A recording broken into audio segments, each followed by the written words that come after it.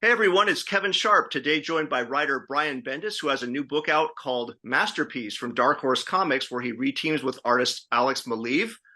Brian, welcome to the wild world of comic art collectors, and thanks for joining us.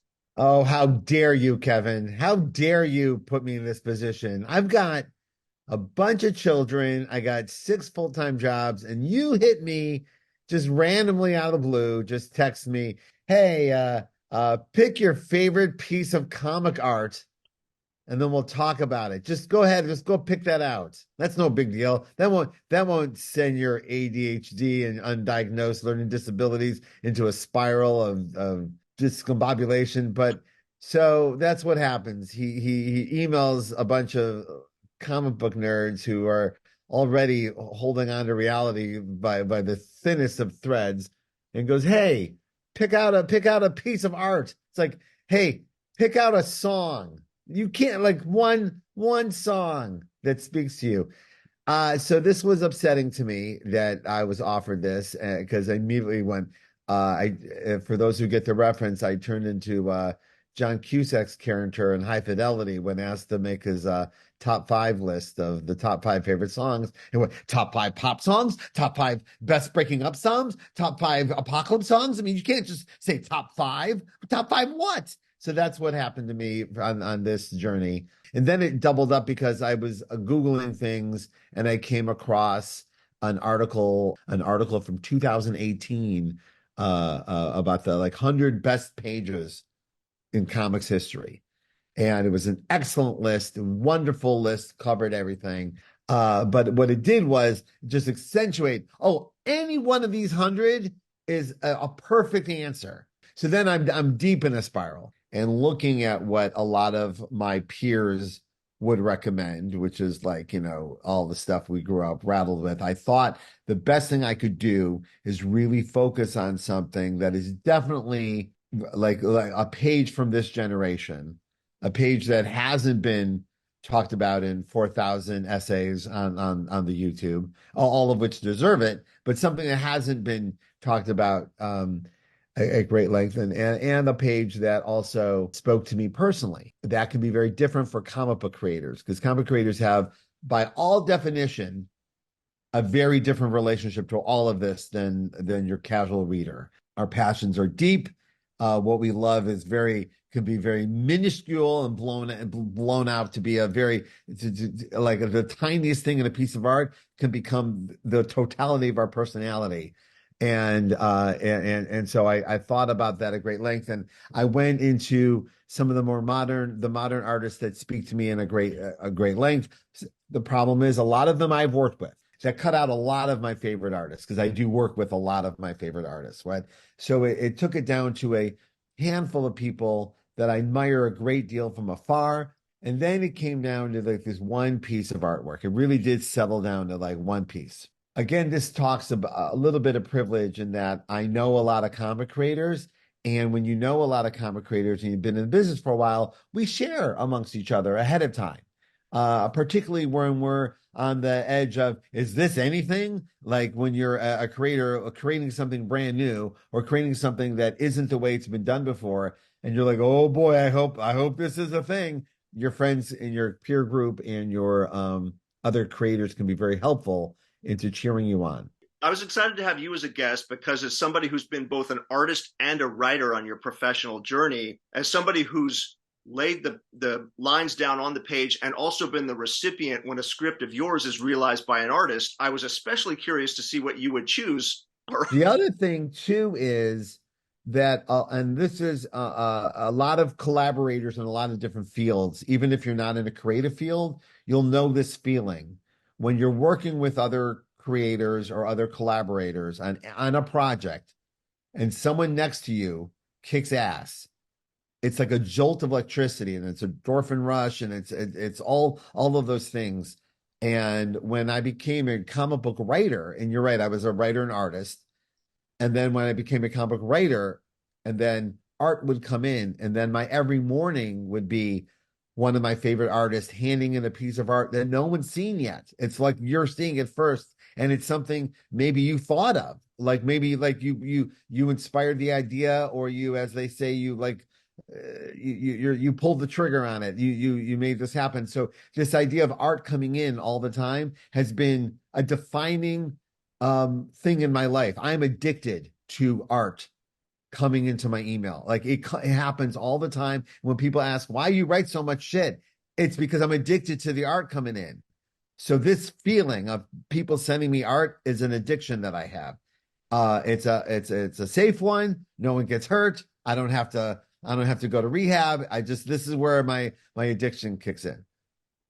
Added on top of the fact that it's always our books, now we are also sharing other people's art. So I've become not only addicted to the artwork of the things I'm collaborating with myself, but I get addicted to my friends' collaborations. And when one of my friends sends something and goes, oh, like here's something, it's most of the time you're seeing something super exciting just a little bit before everybody else. And so is the case with this piece of art that I'm going to show you tonight. My friend Kelly Sue DeConnick years ago was hired to do a Wonder Woman Black Label project. And she teamed up with a friend of both of ours, Phil Jimenez. And they started working on it. And she was talking about it. And she was researching. And it was exciting to hear. And then all of a sudden, one day, this comes in the text. And this is one of the earliest pages from Wonder Woman Historia. This is the opening of the book. I was startled. She was startled. We were all startled. Now everyone has seen it. Everyone has experienced this. But when you're one of the first people to go, oh my goodness, like, oh, I've never seen a piece of artwork that looks like this in all of comics. It's almost impossible to do, to create an image that looks like something we know, yet at the same time is brand new. That is so hard to do. And Phil is a very unique artist and was for years very influenced by George Perez in a way that no one else could top. And then over the course of the last few years, there's been an evolution, and that evolution landed right into the pages of Wonder Woman Historia. So you're seeing one of the best comic artists of our generation evolve on a project that either is demanding it of him or inspiring it of him, or it's just coming out of him, and here we are. And so this page comes in and you immediately go, I don't even know what medium this is. I like, you can't even oh my goodness, like, and how was this designed? How many sketches are there? And then soon after, and I know we're only doing like the one spread, so I'm going to focus on that, but the spread right after it is this spread. And this spread immediately says, and here's how we're telling the story, and we're not messing around. And yeah, the whole book looks like this. It's not a fluke. We've made a choice. And now we're going to tell the history of Wonder Woman, which is the history of DC Comics, in a completely unique fashion. I was stunned by this page. I had to live alone in my in my stunnedness for a while. And I was so excited when the book came out and everybody agreed. Because I had, one of the bad things is when you see something like this and your friend kicked ass and you're like, oh my God, you can have the tendency to overhype them. Like, you get them overexcited about what the reaction is going to be. Because just because I liked it doesn't mean everyone's going to like it. That's not how it goes, right? But in this instance, I was so grateful that everyone agreed that this is a masterpiece of artwork. This is a masterpiece of storytelling. This is using new and modern tools of comic book storytelling to tell the most classic of stories. And you think about it in only those terms, that's kind of what comics does best. And that's what's happened here. People know that Kelly and I are very close, and I do feel like I'm hyping my friend's book, but I'm not that close with Phil. So I can feel very, very empowered to celebrate this wholeheartedly as a fan and be stunned by what we're looking at. This is just about as good as comics get, and is certainly as good as mainstream comics gets. And I immediately saw the work of a brilliant artist, next evolution, someone going, yeah, get the hell out of the way. This is the book of the year. And a lot of creation is just sheer force of will, and it's all there. And also it's very bold design choices, and it's screaming, I don't care what's popular. I don't care what's in the moment. We're making a statement of art.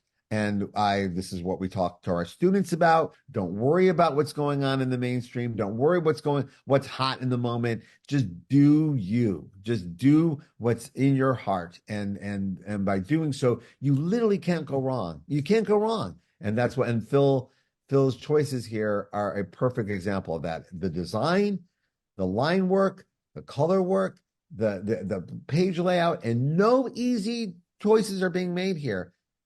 I told Kelly at the time, there's it's kind of a quote I heard years ago when I was a kid about I think it was Prince's album Sign of the Times, and I think it was Rolling Stone magazine had a review of it, and it said there's more innovation in the first 2 minutes of this album than in most total albums, right? Like there's more going on sonically right here in the introduction to the first song in a Prince album than most people conjure in their whole careers. I seem to unfairly judge a lot of art based on that criteria, but this one does that. This hits the Prince. There's more innovation, ideas, acknowledgement of what this medium can do on this spread than in most comics in their total. And that is why I picked it. When you as a writer see this and you're happy for your friend who got to collaborate with Phil on this book, do you feel like, wow, I'm jealous? It's funny. I've been talking about I forget which one's the good one and the bad one, but there's jealousy and envy. And jealousy, I feel is the bad one. Jealousy is, oh, I'm jealous and I must destroy you. And envy is the one where you go, God damn, you're good. And I gotta get good. I gotta pick up. I gotta pick it up.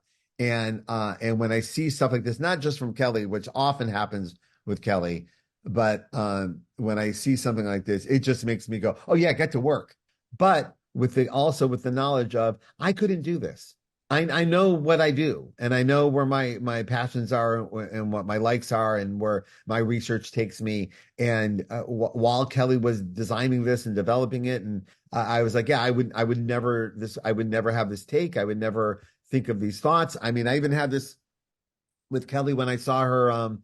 She has a Vegas show at the Wynn Hotel called Awakenings, narrated by Anthony Hopkins. It's the most beautiful thing. Very much in the same vein of this, very theatrical and big and bold and next level. And even watching that show, I think I turned to my daughter and I said, if this was me, I would have overwritten this by a third. I already start judging what I've done with this space. And when I see this, I'm envious in that. But it also, I know this feeling. I've had moments like this with artists, and it's the most beautiful thing. So I'm like, my excitement that my friend experienced that next level thing that can only happen in comics collaboration overwhelms any other emotion. I think that's an awesome note to end on. Brian, let the viewers know where they can find you, what you've got going on.